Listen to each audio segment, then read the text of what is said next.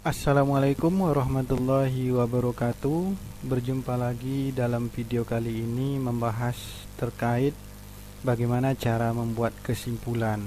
Nah, banyak mahasiswa bertanya, kesimpulan itu bagaimana cara membuatnya, dan tidak jarang juga mahasiswa ataupun banyak orang membuat kesimpulan itu adalah copy paste dari penjelasan terdahulu, atau penjelasan-penjelasan terdahulu itu seenaknya dibuat di kesimpulan, atau bisa jadi kesimpulan itu dikarang seperti kita mengarang tulisan biasa saja. Sebetulnya tidak begitu, bahwa yang dimaksud dengan kesimpulan itu adalah, sederhananya, kesimpulan itu adalah intisari dari penjelasan-penjelasan yang telah kita jelaskan terdahulu, atau intisari dari pembahasan yang kita lakukan.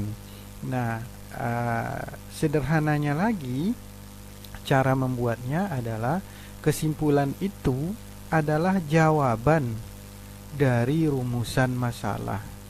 Kalau jawaban dari rumusan masalah, tentu kesimpulan itu harus kita mengacu atau merujuk kepada rumusan masalah.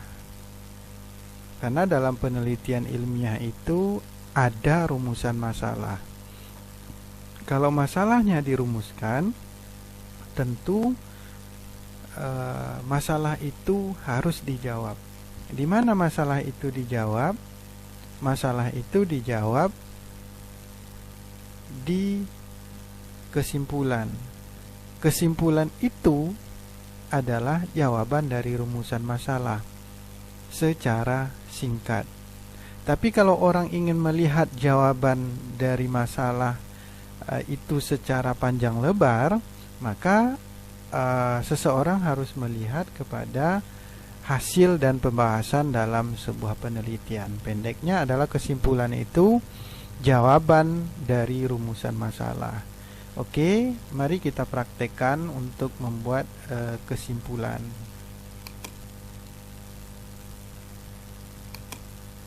Nah, oke, telah dibuka filenya.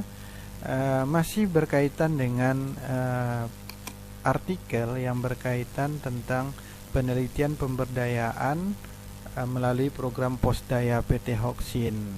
Sama-sama telah kita ketahui bahwa penelitian ini artikel ini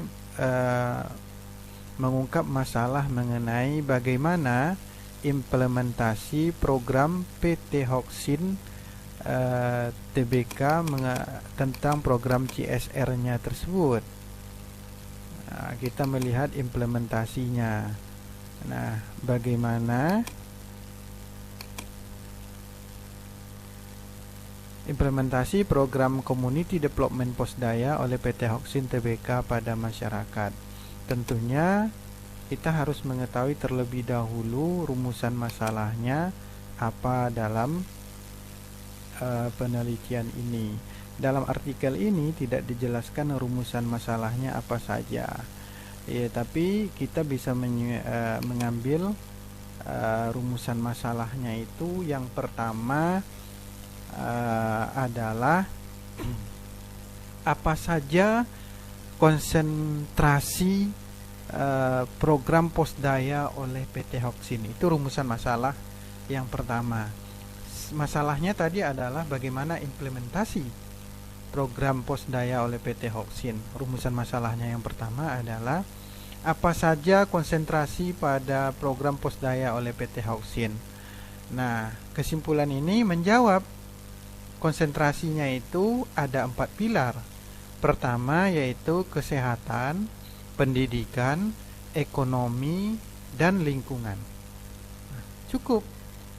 Apakah ada uraian lagi? Tidak. Kesimpulan itu adalah jawaban singkat, padat, dan tepat. Kalau orang ingin melihat uraiannya, tentu dia harus melihat kepada hasil dan pembahasan dalam sebuah penelitian.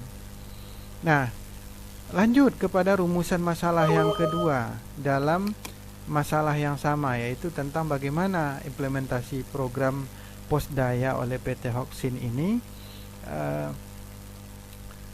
rumusan masalahnya yang kedua adalah apa saja tahapan program Posdaya oleh PT Hoksin. Jawabannya di kesimpulan ini adalah program Posdaya oleh PT Hoksin ini memiliki dua tahapan, yakni analisa kebutuhan dilanjutkan dengan sosialisasi kepada masyarakat. Berarti jawabannya adalah apa saja tahapan program Posdaya oleh PT Hoksin dilakukan melalui dua tahapan. Pertama, menganalisa kebutuhan masyarakat.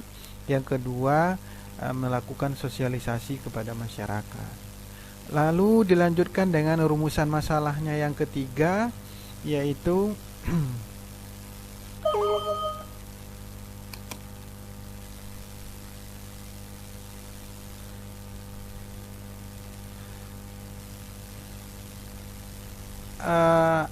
apa saja bentuk koordinasi yang dilakukan oleh PT Hoksin dalam melakukan program Posdaya ini. Jawabannya di kesimpulan adalah PT Hoksin tidak serta-merta memberikan program Posdaya kepada masyarakat, akan tetapi dia melakukan koordinasi dengan pihak kelurahan serta masyarakat terlebih dahulu. Dengan proses yang demikian, maka segala macam bentuk kegiatan Posdaya bersumber dari masyarakat serta memperhatikan aspek potensi subjek Posdaya.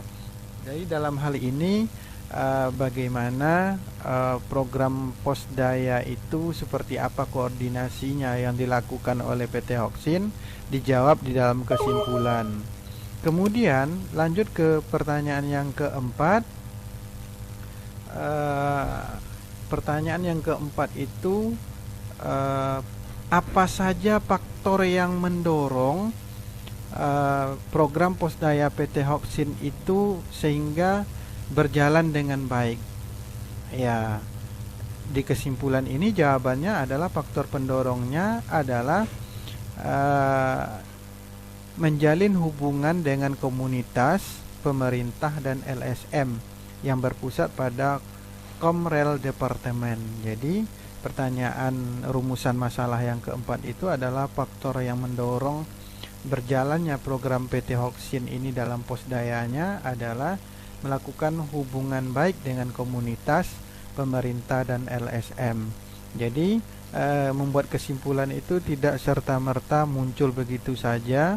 Dia diambil dari rumusan masalah, mengacu kepada rumusan masalah yang kita buat. Rumusan masalah itulah yang menjadi titik tolak pembuat kesimpulan ini. Jadi kesimpulan itu bisa dikatakan dia adalah jawaban dari rumusan masalah yang kita buat. Demikian yang dapat disampaikan. Mudah-mudahan video kali ini berguna dan bermanfaat bagi kita semua. Jangan lupa subscribe-nya. Demikian, wassalamualaikum warahmatullahi wabarakatuh.